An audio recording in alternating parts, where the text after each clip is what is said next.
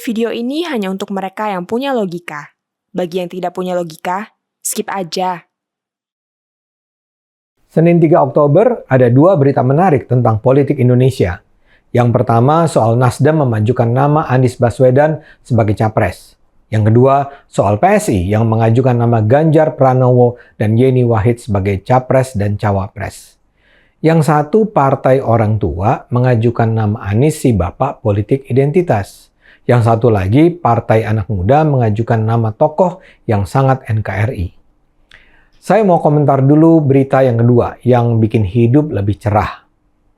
Anda tahulah, saya dari dulu pecinta PSI. Saya pilih PSI di pemilu 2019. Jadi saya mungkin bias. Tapi terus terang, apa yang dilakukan PSI saat ini membuat saya tidak merasa menyesal dukung PSI dulu. PSI sudah jelas-jelas bilang tidak akan mendukung Anies dan alasannya sederhana. Pertama, rapor Anies merah. Kedua, Anies menggunakan politik identitas yang mati-matian dilawan PSI dan seharusnya dilawan kita semua. Politik identitas itu sudah terbukti menghancurkan Indonesia dan Anies akan gunakan cara kotor itu untuk menang. Karena itulah PSI menolak Anies. Selama ini selain PSI, tidak ada satupun partai politik senior yang berani mengecam Anies atas dasar alasan itu. Tapi mungkin partai-partai lain tidak cukup berani untuk ambil risiko. Sementara PSI, yang isinya adalah kaum muda, tercerahkan seperti tak peduli saja dengan risiko. PSI jelas-jelas menyatakan pada publik, Anies itu memainkan politik identitas. Dan karena itulah PSI tidak akan mendukung Anies. Saya merasa bahagia sekali. PSI melakukan itu. Dan kini kekaguman saya bertambah. Mereka kini secara terbuka mengajukan nama Ganjar dan Yeni sebagai capres dan cawapres. Ganjar dan Yeni adalah dua sosok Indonesia masa depan. Mereka sama-sama dikenal lurus, berintegritas, pekerja keras, dekat dengan rakyat, dan sepenuhnya mencintai keberagaman, kebinekaan, dan persatuan NKRI. Ganjar adalah seorang family man, sementara Yeni dikenal sebagai ibu yang memperjuangkan kesetaraan pria dan perempuan.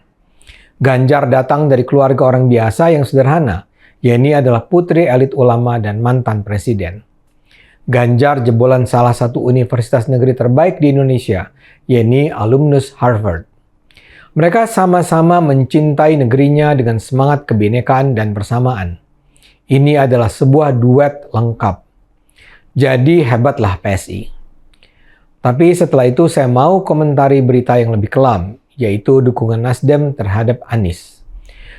Berita Nasdem mengajukan nama Anies sebenarnya berita yang tidak terlalu mengejutkan. Sejak beberapa waktu terakhir ini, saya dan mungkin Anda semua sudah mendengar soal dukungan Nasdem pada Anies.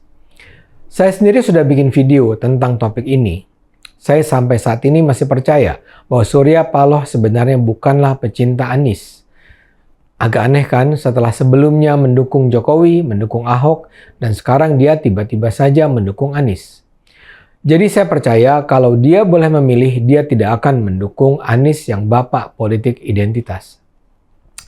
Tapi mungkin dia merasa tak punya pilihan. Saat ini pengkubuan parpol sudah lumayan terbentuk. Pertama ada PDIP, kedua Gerindra bersama PKB, ketiga Golkar bersama PPP dan PAN, dan terakhir yang belum terbentuk solid sebenarnya Demokrat, PKS, dan Nasdem. Di tiga kubu pertama yang akan diajukan adalah Puan Maharani, Prabowo, dan Airlangga Hartarto. Surya jelas tidak akan pilih ketiganya. Surya sejak lama berseberangan dengan Prabowo. Dan Surya tidak akan mendukung Puan dan Airlangga karena keduanya pasti kalah.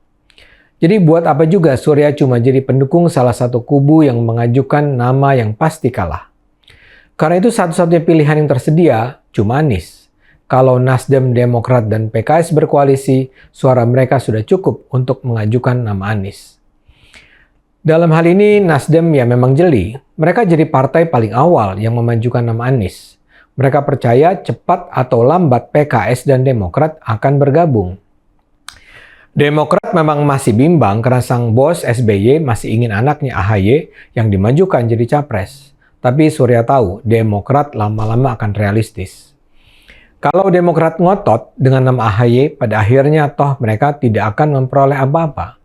Kalau Demokrat ngotot, koalisi tidak akan terwujud dan ketiga partai tidak akan dapat apa-apa. Dan kalau Demokrat ngotot, Anies juga tidak akan bisa maju. Karena itu Surya tahu bahwa koalisi tiga partai ini akan terbentuk. Ada yang bilang PKS masih bersikap wait and see karena belum sepakat dengan mahar politiknya. PKS kan katanya partai yang punya tradisi wani biro.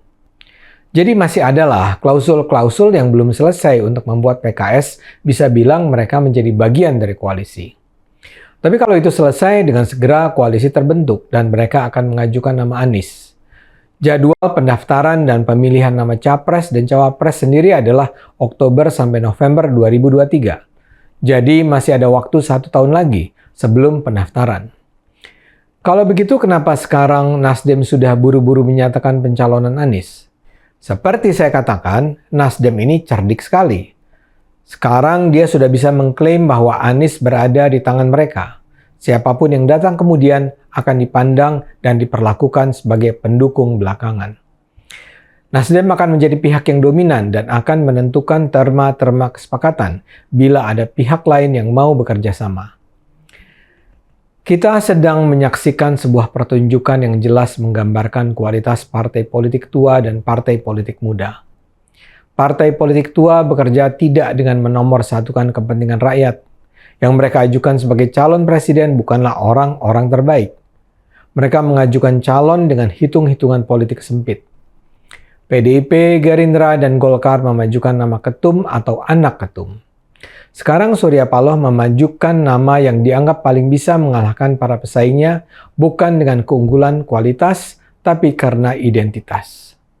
Surya mungkin sebenarnya tidak suka dengan politik identitas Anies, tapi dia terpaksa melakukannya karena partai-partai lain yang tidak juga memberi peluang bagi calon terbaik. Partai politik muda bernama PSI memberi contoh sebaliknya. Mereka mengajukan kader partai lain yang jelas-jelas berkualitas dan didukung rakyat Indonesia. Pada akhirnya Ganjar mungkin tak akan sampai ke kursi kepresidenan, tapi apa yang dilakukan PSI tidak akan sia-sia. PSI memberi teladan pada partai-partai tua, dan itu seharusnya membuat partai-partai tua malu. Ayo gunakan akal sehat, karena hanya dengan akal sehat, bangsa ini akan selamat.